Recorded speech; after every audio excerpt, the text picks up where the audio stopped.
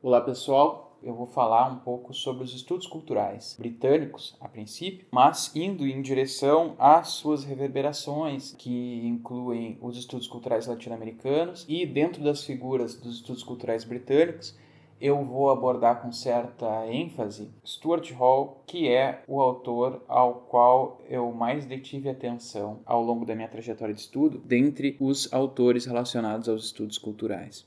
Então, antes de tudo, os estudos culturais britânicos, chamados originalmente então de Cultural Studies, se tratam de uma proposta metodológica que faz parte dos estudos em comunicação, por onde eu passei, especialmente voltado ao cinema, no meu caso, mas os estudos culturais têm incidências em outras disciplinas. Então, assim, não se trata de algo delimitado no campo da comunicação. Na URGS, na Universidade Federal do Rio Grande do Sul, por exemplo, o Tomás Tadeu da Silva, que é um professor da pedagogia, foi um tradutor de Stuart Hall e ele organizou um livro chamado Identidade e Diferença na Perspectiva dos Estudos Culturais, que inclui outros textos de estudos culturais. Eu estou dando esse exemplo para mostrar como os estudos culturais incidem na pedagogia, mas tem incidências que vão além também, né? Para a antropologia, para a sociologia, para as letras, dentre outros. Por essas razões, os estudos culturais não se tratam de uma disciplina, mas, como define a professora Ana Carolina Skosteg, se trataria de um campo de estudos transdisciplinar. Já Richard Johnson usa o termo indisciplinar, que me parece provocativamente interessante, pensar os estudos culturais como uma indisciplina. De fato, essa não aderência dos estudos culturais a uma disciplina acadêmica se dá como proposta mesmo, né, de não ser um tipo de estudo academicista ou voltado para a compartimentação tradicional das disciplinas acadêmicas, né? Mas se trata de um modo de estudar a cultura, como não me parece difícil de entender a partir do nome, que surge, é preciso entender, na década de 60. Então, o que se quer dizer com cultura, de algum modo, está muito relacionado à mídia, à cultura midiática, à cultura popular vivida também, mas influenciada pela mídia, né? Transpassada pela mídia. Os estudos culturais fazem isso, então, que é estudar a cultura, que é algo que já foi feito em outras disciplinas, de algum modo, né? Na sociologia, na antropologia, na literatura, todos estudam a seu modo a cultura. No que difere, então, os estudos culturais dessas outras disciplinas que já existiam? Em parte, uma certa ênfase na mídia, que me parece atravessar muitos dos autores, né? Ou na cultura pós-contato midiático.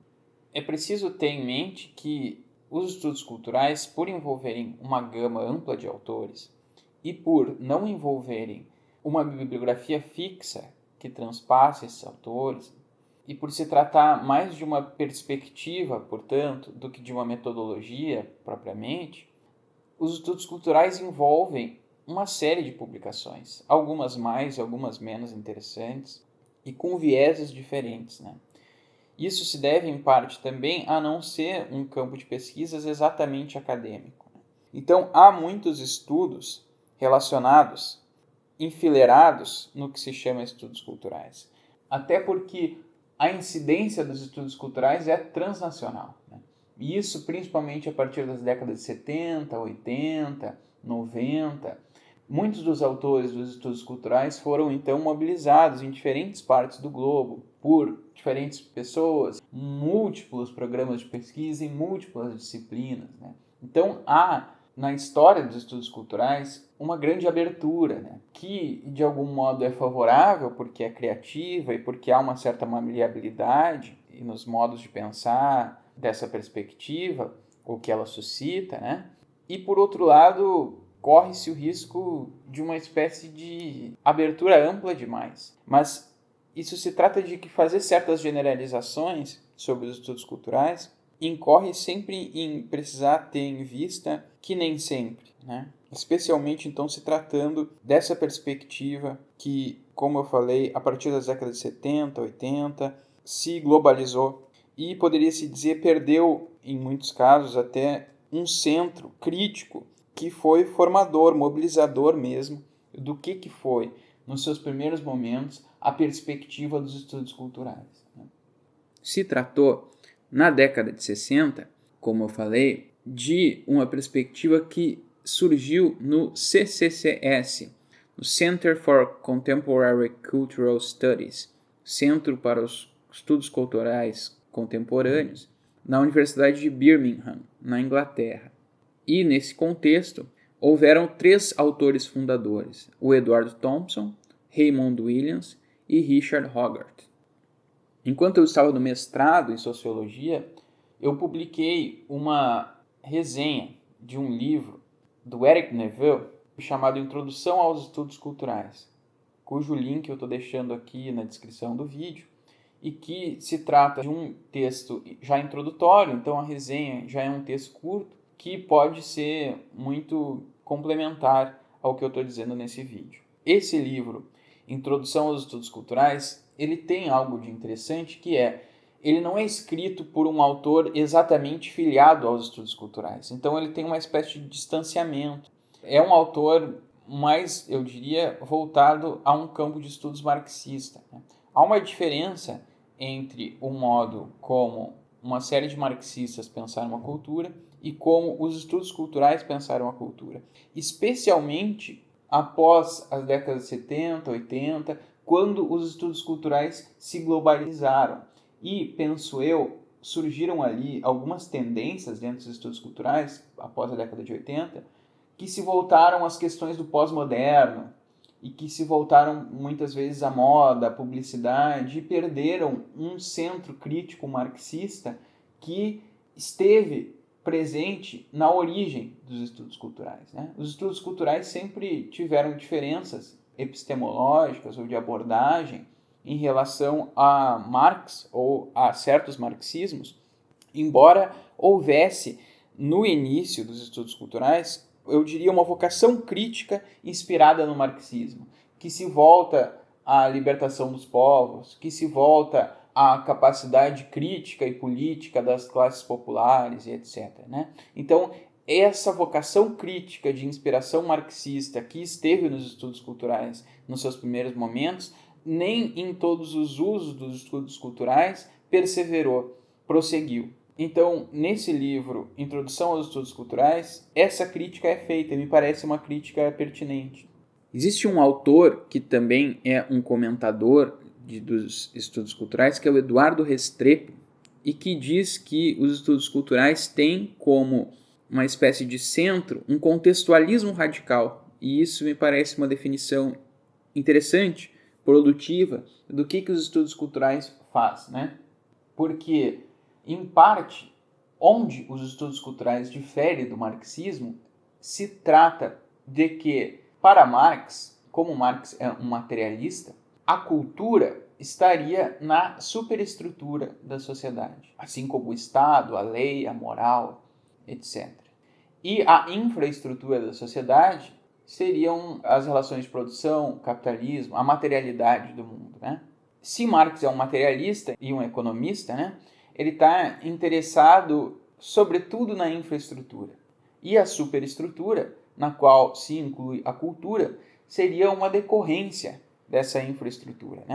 Já os estudos culturais, eles têm essa ênfase, esse interesse primário na cultura. E, portanto, é importante, na perspectiva dos estudos culturais, para os autores dos estudos culturais, insistir na ideia de que a cultura não é exatamente determinada pela economia. Embora haja uma forte influência, ou fraca, depende do autor, depende do momento, mas embora se admita que haja uma influência da economia na cultura e das relações materiais de produção, do mundo do trabalho e tal, dentre outros aspectos enfatizados por Marx, esses autores vão tentar pensar, por exemplo, como que as classes populares são capazes de formas de resistência e produção cultural que não são exatamente fruto de uma alienação, fruto de uma submissão à ideologia das classes dominantes. Então, no pensamento marxista sobre a cultura, já que a infraestrutura determina a cultura, a moral, etc., então A superestrutura, que é o que diz respeito à infraestrutura moral, está sujeita ao que Marx chama de ideologia, né? A ideologia é a ideologia das classes dominantes, que são as classes que dominam na infraestrutura. Portanto, as classes dominadas restaria, geralmente, em Marx, uma submissão à ideologia, né? Lembrando que em Marx também, quando se fala ideologia, há uma ideologia, que é a ideologia das classes dominantes. A ideia de que haveriam diferentes ideologias, ela é uma ideia que vem depois, né? Vai aparecer, por exemplo, em Lenin, em Gramsci, ou, para citar comicamente, Cazuza, nessa música dele, Ideologia, na qual no clipe aparece ali, quando ele fala de ideologia, eu quero uma pra ver, aparecem vários ícones que são para representar as ideologias que existem no mundo, né? Mas enfim, eu estou fazendo esse comentário para dizer que, num sentido corriqueiro, atualmente, a gente tem a ideia de que há ideologias, né? Mas que em Marx, em um sentido puro, em um sentido mais primordial, assim, né? Na escrita de Marx, haveria uma ideologia que é a ideologia das classes dominantes, que é, portanto, um falseamento da realidade. E para Marx, o método dialético incidiria em desfazer esse engodo que é a ideologia, né? Já na perspectiva dos autores dos estudos culturais, a ideologia não está tão deterministicamente incidindo nas formas de produção cultural e de interpretação dos objetos da cultura das classes populares, e não apenas as classes populares, mas as pessoas, né? Então, dentro dos estudos culturais, se realizaram, por exemplo, estudos sobre os modos de sociabilidade e de vida cultural dos bairros de classes trabalhadoras, ou estudos sobre os modos como o povo interpretou certas mensagens midiáticas, como que as pessoas se relacionavam com a cultura de massas, indo em direção a interpretações que salientavam de algum modo a autonomia crítica produtiva das pessoas, do povo, né? Desse modo, os estudos culturais se diferenciaram de certas leituras, outras que emergiram do marxismo e que se voltaram muito para as questões da alienação e da impossibilidade de ação dos sujeitos, né? Dentre esses estudos que diferiram dos estudos culturais, eu poderia citar a Escola de Frankfurt, que foi uma escola de inspiração marxista também e que veio antes, mas que difere dos estudos culturais, eu diria, porque os estudos culturais têm uma base mais de pesquisas de campo e mais de pesquisa sobre a autonomia, a produção cultural popular, enquanto a Escola de Frankfurt muitas vezes fez uma crítica da cultura de massas como alienante e tal, né? Então, assim, os estudos culturais diferem, de algum modo, nas interpretações. Eu penso também que a Escola de Frankfurt vai a certos graus de abstração que diferem dos estudos culturais. Tem um viés mais filosófico. Contemporaneamente aos estudos culturais britânicos, na França havia a figura de Pierre Bourdieu, que também estava estudando a cultura. Nos livros A Distinção, A Produção da Crença, dentre outros, Pierre Bourdieu também se voltou a objetos da cultura de massa, e objetos esses que, décadas antes, tanto na França quanto na Inglaterra, eram considerados objetos vulgares, né? Objetos que não eram dignos do estudo acadêmico. Os estudos culturais inovam também desse modo, né? Em trazer, por exemplo, radionovelas, publicidade para o campo do estudo acadêmico, pensando que a gente está falando aqui na década de 60, né? Então, os estudos culturais pegaram certas metodologias da literatura, por exemplo, sendo que eram metodologias voltadas a estudar a alta literatura, a literatura moderna, a literatura clássica, mas não a literatura baixa, digamos assim, a literatura de massas. E os estudos culturais, então, se interessam a essa vida cultural das massas. E nisso diferem dos estudos acadêmicos que os antecederam em termos de literatura. Se trata, então, de que os estudos culturais se voltaram para a relação entre comunicação e cultura, como eu penso que já pode se entender do que eu vim dizendo, né? Essa relação, ela está ligada às relações de poder estabelecidas na sociedade, nesses estudos, né? O que, portanto, mescla essa perspectiva a uma perspectiva sociológica, de algum modo, né? Pensando que as relações de poder são um objeto usual de estudo da sociologia. Estão, então, inseridas nessa relação entre comunicação e cultura, na perspectiva dos estudos culturais, as relações de poder, de mudança e contestação social, os modos de contestação e de autonomia popular são muitas vezes celebrados, comparecem, né, nessas pesquisas. E também há algo que se poderia chamar de uma abordagem culturalista ou antropológica, né? Então, assim, esses textos que perfazem o que se chama estudos culturais mesclam, portanto, algo da antropologia, que é o estudo da cultura no sentido da cultura vivida, da vida vivida, né, de uma cultura que emana das classes populares, e elementos que são sociológicos, que dizem respeito ao poder, à contestação, à mudança social, às estruturas de dominação e etc. E isso explica como que os estudos culturais não aderem perfeitamente a alguma disciplina, mas justamente trazem elementos de diferentes disciplinas, né?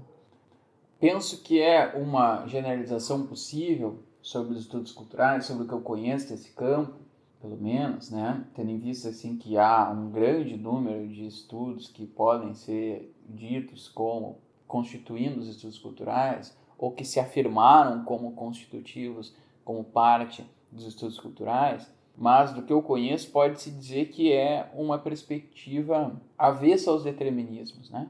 Como eu comentei anteriormente sobre Marx, quando se diz que há uma autonomia cultural nas classes populares, que é diferente do determinismo material das relações de produção, ali há um não determinismo econômico que constitui a perspectiva dos estudos culturais. E embora os estudos culturais tenham sido formalizados na década de 60 no CCCS, como eu mencionei anteriormente, o Robert Stam, que é um pesquisador de cinema, né, mas que também fala sobre estudos culturais, vai comentar que uma genealogia mais internacional e difusa dos estudos culturais pode ser vinculada ao trabalho de figuras como Roland Barthes, na França, ou Fanon, no norte da África, ou James, no Caribe, que eram todos ativos na década de 50. Também autores latino-americanos como Jesus Martim Barbeiro, ou mesmo australianos e asiáticos, também constituem a amálgama na qual se insere ou da qual derivam os estudos culturais na década de 70, 80 e por diante, e que nem sempre apelaram ao nome estudos culturais. Então, de algum modo, traçar essa narrativa dos estudos culturais como oriundos do CCCS faz algum sentido, porque ali se fundou um nome, estudos culturais, né? Mas é preciso olhar ao mesmo tempo antes dos estudos culturais, né? Os textos que influenciaram os estudos culturais britânicos, e perceber que, contemporaneamente ao que se chamou estudos culturais, outros autores se voltaram para a cultura, muitas vezes foram citados juntos, conjuntamente, pensados juntos, articulados juntos em outros textos, né? E que alguns autores mais adiante, né, depois dessa origem dos estudos culturais, também fizeram trabalhos semelhantes, que muitas vezes se imbricaram, se amalgamaram, sendo que nem todos apelaram aos estudos culturais ou a essa genealogia britânica dos estudos culturais. Então, os estudos culturais muitas vezes têm esse viés decolonial, pós-colonial, né, que eu acho que é um dos grandes valores dessa perspectiva.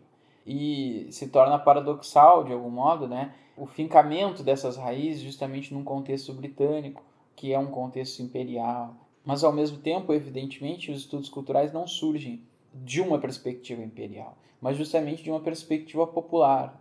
E dentro dos estudos culturais, uma figura muito participativa que levou adiante, né, a complexidade das reflexões dessa linha de pensamento foi Stuart Hall, que é um migrante jamaicano, né, jamaicano-britânico, portanto, e que justamente a partir dos estudos culturais pensou a posição do migrante, a posição do negro no primeiro mundo, e que trouxe questões importantes para a esquerda britânica, que era uma esquerda branca, né, e que se voltava às questões do trabalho, da classe social principalmente.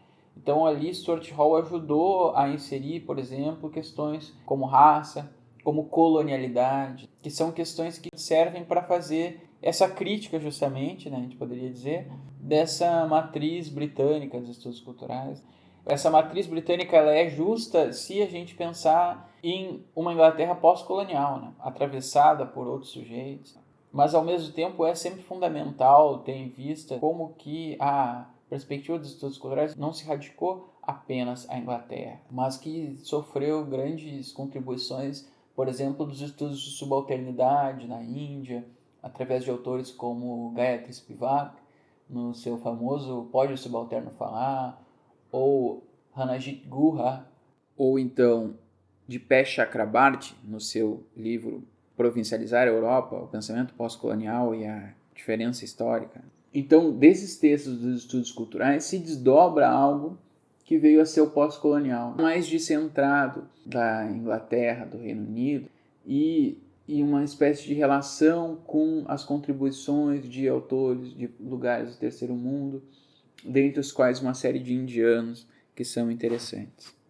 Há na América Latina também algo que se chamou os estudos culturais latino-americanos, né, com autores como Nestor Garcia Canclini e Jesus Martim Barbeiro, dentre outros. Na URGS atualmente há autoras, professoras, né, que seguem essa linha dos estudos culturais latino-americanos, Nilda Jacques, a Elisa Piedras, que participou da minha banca de doutorado, e que se voltam em grande medida a pesquisar recepção, né, estudos de recepção, estudos de audiência, o que é uma linha de estudos forte nos estudos culturais latino-americanos e que faz uma certa interface com os estudos culturais britânicos, no sentido de, como eu ia dizendo no início do vídeo, os estudos culturais britânicos incidem num não determinismo. Esse não determinismo implica em levar em conta as possibilidades de agência, de leitura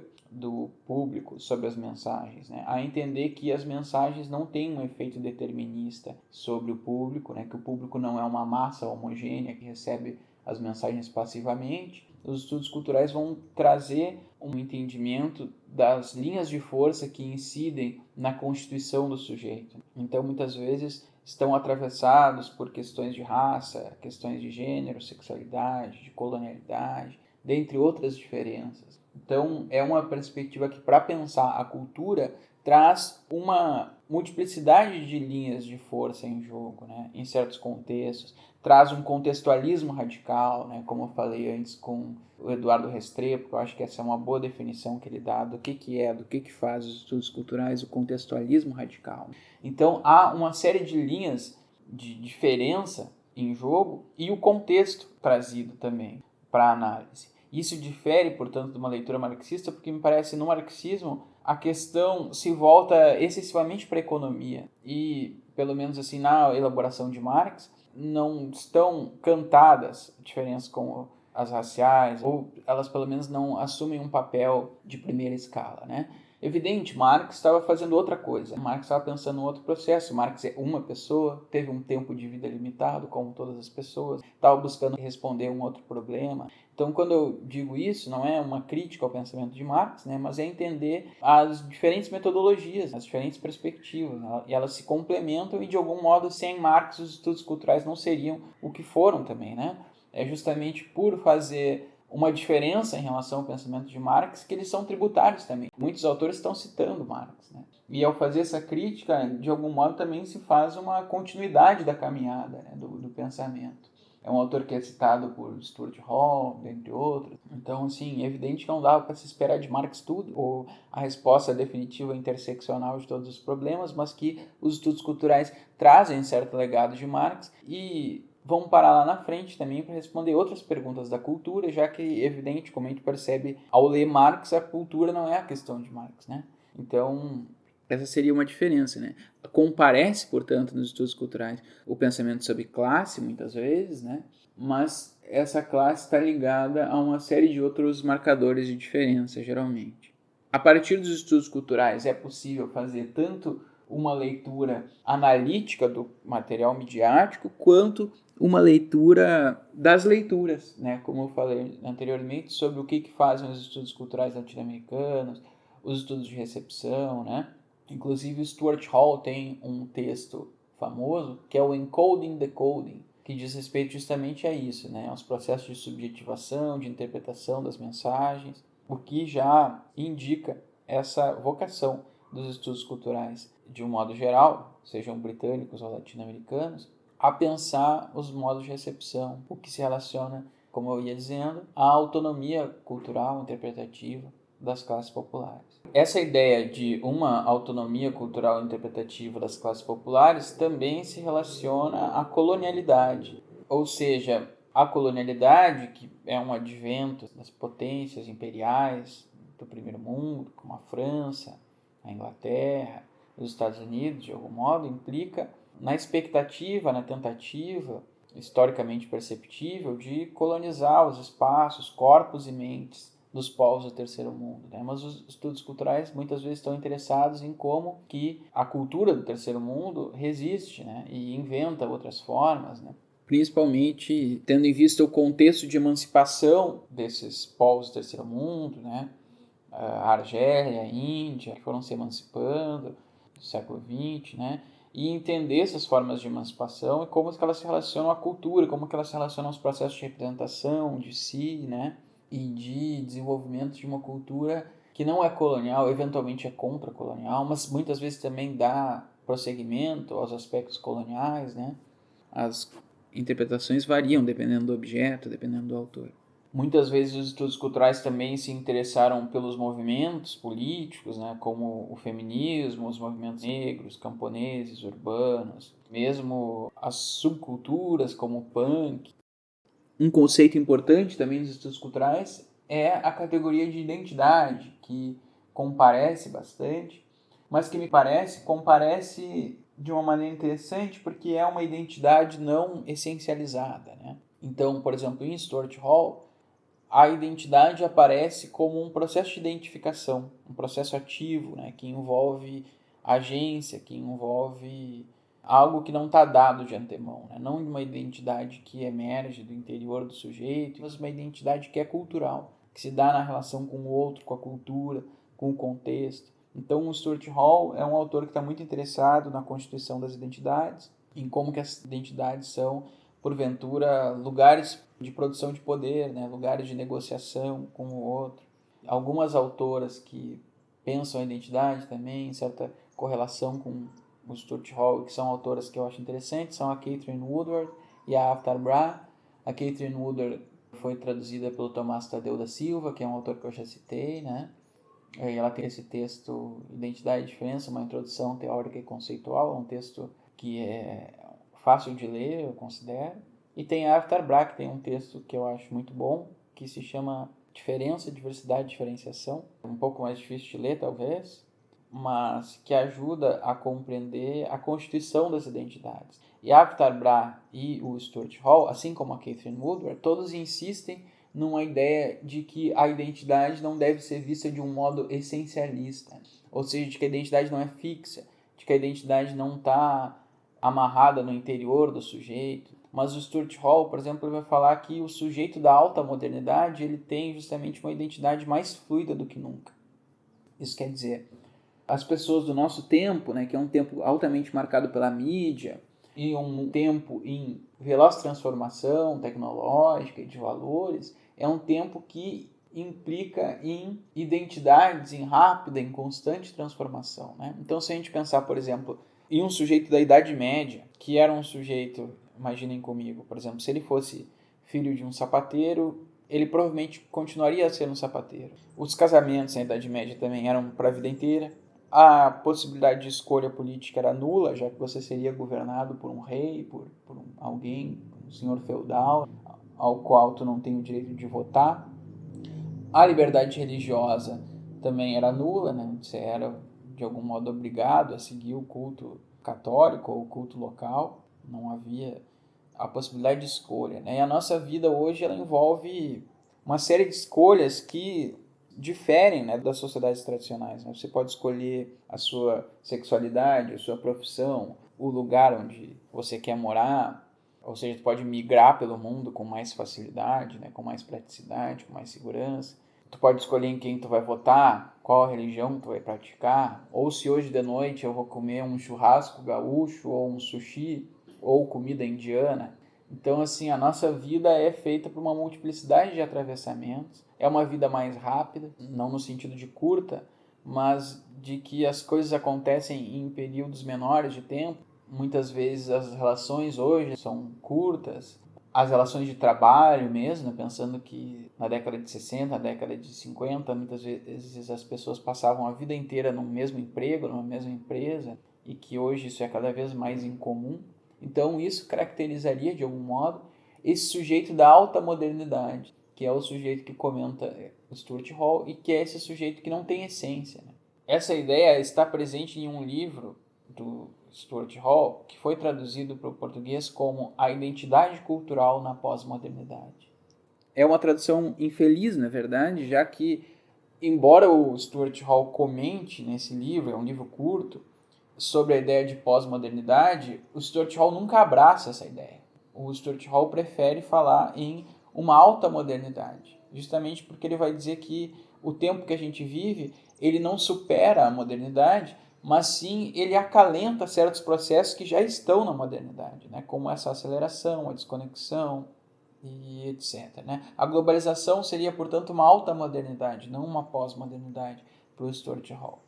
Inclusive, ainda nesse livro, o Stuart Hall vai dizer que ele não entende o que as pessoas querem dizer com isso, e que a pós-modernidade poderia estar relacionada ao pós-modernismo, que é um movimento de arte, né? Mas que, portanto, ele prefere seguir a perspectiva do Anthony Giddens, que é outro britânico, que vai falar em alta modernidade, que ele considera um conceito mais produtivo. Eu entendo que essa interpretação do Stuart Hall sobre o que é pós-modernidade e o que é alta modernidade passa também pela ideia de que pós-modernidade muitas vezes é um termo despolitizante, que esteve na discussão de outros autores relacionado à ideia de uma impossibilidade de agência política, né? Um mundo onde tudo é simulacro, ou onde a representação distancia de qualquer contato com o real, uma espécie de niilismo, de relativismo, que teve muitas vezes ligado a autores que usaram do termo pós-moderno. Né? Mas enfim, né? O ponto central desse livro me parece justamente a ideia de que o sujeito contemporâneo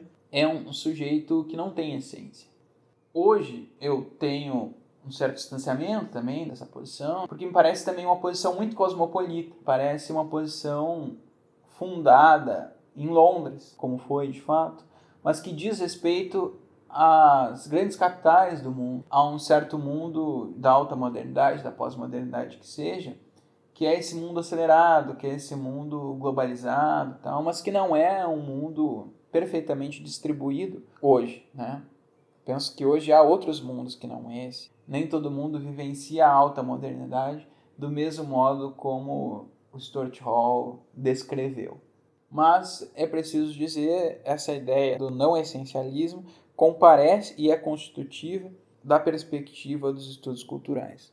Os estudos culturais sofreram também influência do estruturalismo e do pós-estruturalismo. Eu tenho um outro vídeo aqui no canal, mais curto que esse, que fala sobre essa influência propriamente, né? Então eu vou me abster de falar disso aqui agora. Mas de fato são autores bastante citados dentro da perspectiva dos estudos culturais. Lévi-Strauss, Derrida, Foucault, Deleuze, dentre outros autores que são citados por Stuart Hall ao longo de uma série de textos que ele produziu, seriam Julia Kristeva, Judith Butler, Freud, Lacan. Assim, são alguns que me vêm na mente, assim, o Anthony Giddens, que eu já disse, Marx, Althusser, Gramsci. Alguns dos textos dos estudos culturais têm um teor mais crítico, outros têm um teor mais, digamos, celebratório, festivo, assim, da diferença, da diversidade, né? Eu acho que essa é uma questão interessante, né? Que eu não sei se vai caber nesse vídeo, mas essa diferença de perspectivas, assim, que entrecorta o que foram os estudos culturais, né? Então, como eu disse em outro momento, dos estudos culturais decorre uma série de estudos, alguns mais críticos e alguns mais odara, digamos assim, né? E eu acho que muitas vezes esses estudos muito celebratórios das culturas acabam por perder de vista os avanços da globalização, da cultura de massas. Na minha perspectiva, é muito importante manter um distanciamento crítico da indústria cultural, né, da cultura de massas. O que muitas vezes dentro dos estudos culturais se perde, né? e muitos dos estudos se voltam a uma espécie de celebração de ícones da cultura pop. Eu acho que são momentos que a perspectiva crítica fundante dos estudos culturais mais ou menos se perde, né? Embora essa celebração tenha suas razões. Um dos autores que faz isso, eu julgo, é o Douglas Kellner, um estadunidense, que vai comentar Madonna, como ela ajuda a desfazer, a reconstruir certos comportamentos que dizem respeito a gênero, a sexualidade, ou a filmes como Top Gun, Rambo.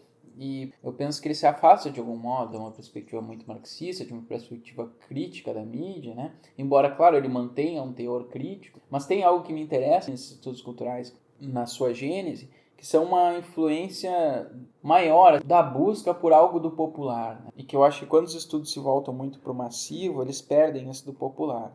Aqui traçando essa distinção entre massivo e popular, que muitas vezes evidentemente é confusa, principalmente depois da cultura de massas, mas eu entendo assim que a cultura de massas, no meu entender, né, está ligado a um legado do que a escola de Frankfurt chamou de indústria cultural, que seria o BBB, o grande futebol, grande no sentido de tamanho, não de grandiosidade, né, mas esse futebol Neymar, esse futebol Copa do Mundo, Brasileirão, ou times europeus, isso é cultura de massas.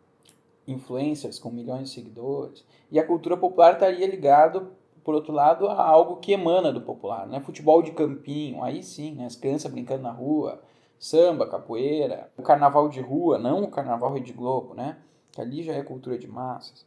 Então, cultura popular eu penso seria muitas vezes também aqui no Rio Grande do Sul, o canto missioneiro do Jaime Caetano Brown, do Noel Guarani, enquanto cultura de massa seria o tchê-tchê-rerê, esses sertanejos aí, que não são o sertanejo raiz, né, mas que é esse sertanejo justamente comercial. Então eu penso que a cultura de massas está muito ligada assim, ao comercial, aquilo que busca atingir a todos, né, e a cultura popular está muitas vezes ligada à classe popular ou às regionalidades. Aí que me interessa o legado dos estudos culturais. Né? Os estudos culturais muitas vezes vão estar ligados também a algo da ordem do hibridismo, a busca por um lugar de enunciação híbrido. O que se encontra de fato no pensamento do Stuart Hall, em textos como Quem Precisa de Identidade, que é entender o viver e o pensar sobre rasura, né? Isso atravessa de algum modo a própria biografia do Stuart Hall, percebam, já que ele não é nem um jamaicano nem um britânico.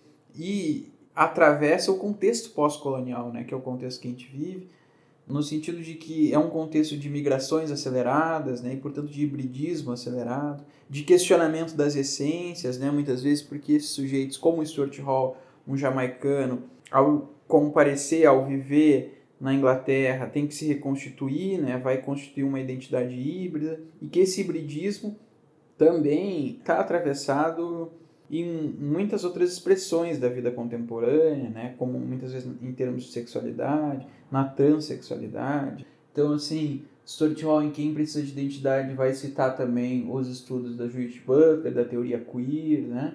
Que são outros modos de materialização disso que eu estou chamando de um hibridismo. Mas essa ideia de hibridismo comparece também em Canclini e nos estudos culturais latino-americanos, ao entender, por exemplo, que aqui na América Latina nós somos culturas híbridas, das diversas migrações que aconteceram aqui, né, de brancos, negros, dentre outros, né, japoneses, indígenas, tantos povos indígenas, né. Então, pensando, por exemplo, o gaúcho, aqui no Rio Grande do Sul, a cultura mais primária, assim, que nomeia o gauchismo é a de um sujeito que não é branco como na identidade, digamos assim, estereotipada que se faz do que é o gaúcho, né?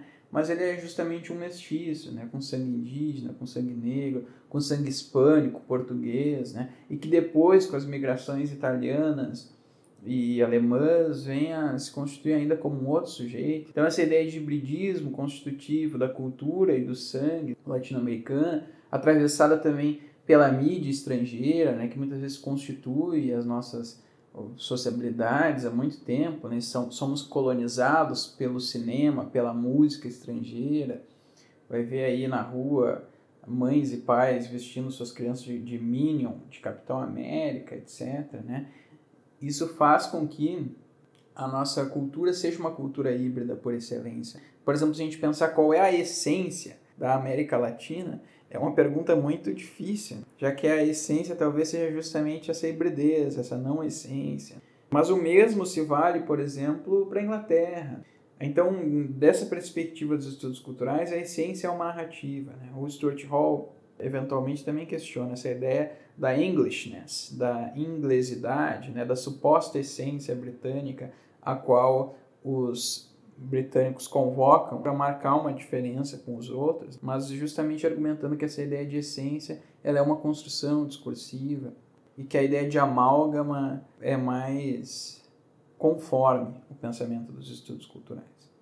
Então, muitas vezes os estudos culturais vão pensar que é na zona de fronteira que surge o espaço para a agência, né? Para a ação, para a construção cultural. E o grande ensejo, a partir dessa ideia de não essência, de multiplicidade cultural e de abertura para a recepção, é pensar como que esses diferentes sujeitos, em diferentes contextos, espaços e povos, vão receber, interpretar, ressignificar, reelaborar, hibridizar e bricolar as mensagens, os conteúdos midiáticos que chegam, né, desse mundo globalizado, interconectado.